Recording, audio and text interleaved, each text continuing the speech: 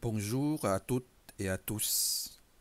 Comme c'est déjà mon quatrième retour sur votre territoire, je me permets de vous redire à quel point je suis heureux de vous revoir. Mon sujet d'intervention concerne la politique linguistique de l'Association des Nations de l'Asie du Sud-Est, ou l'ASIenne, comme favorisant le multilinguisme. Dans mon introduction, je vais vous dire pourquoi j'ai choisi de parler de ce sujet alors que le français n'est pas du tout accepté comme langue de communication par les 10 pays membres de l'ASEAN. Ensuite, nous allons nous interroger sur la notion du multilinguisme. Après cela, nous allons réfléchir ensemble sur ce qui nous décourage beaucoup pendant ces dernières années, le recul de la langue française à l'échelle mondiale.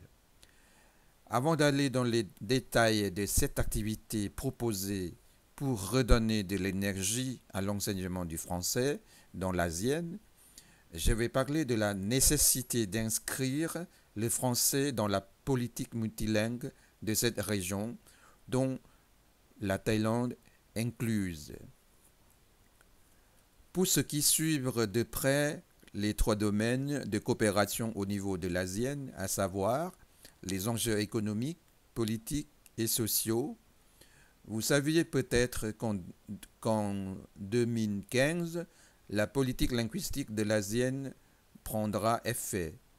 Les 10 pays de l'ASEAN enseigneront les langues nationales des pays membres à leur peuple. En Thaïlande, toutes les institutions académiques en parlent.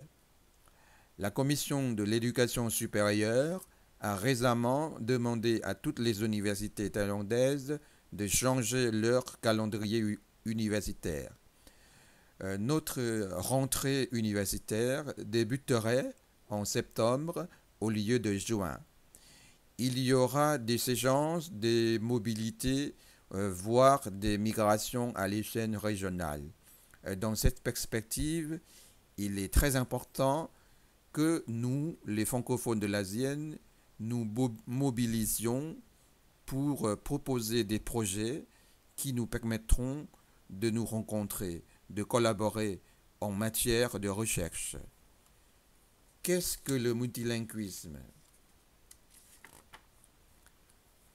Quand la politique linguistique de l'ASEAN est mise en vigueur, on peut dire qu'à partir de ce moment-là, l'anglais ne pourra plus prétendre être la seule langue de communication, car les francophones qui participeront au programme de mobilité régionale choisiront d'utiliser le français comme langue de pratique, comme langue de communication, sauf si c'est le cas contraire.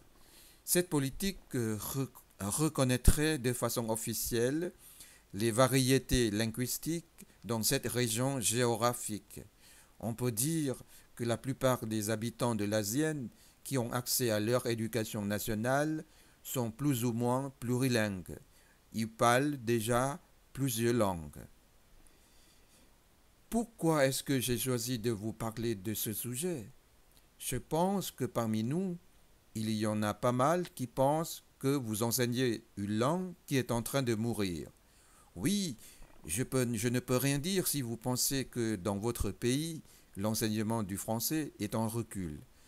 Mes collègues et moi, nous avons le même sentiment que vous.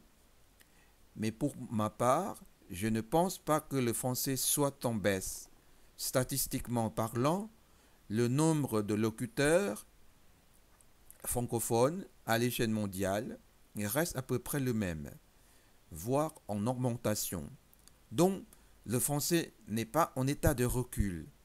Mais je reprends la citation de Claude Hagek qui dit que c'est parce que l'anglais avance plus vite que le français. Et c'est là où le bas blesse.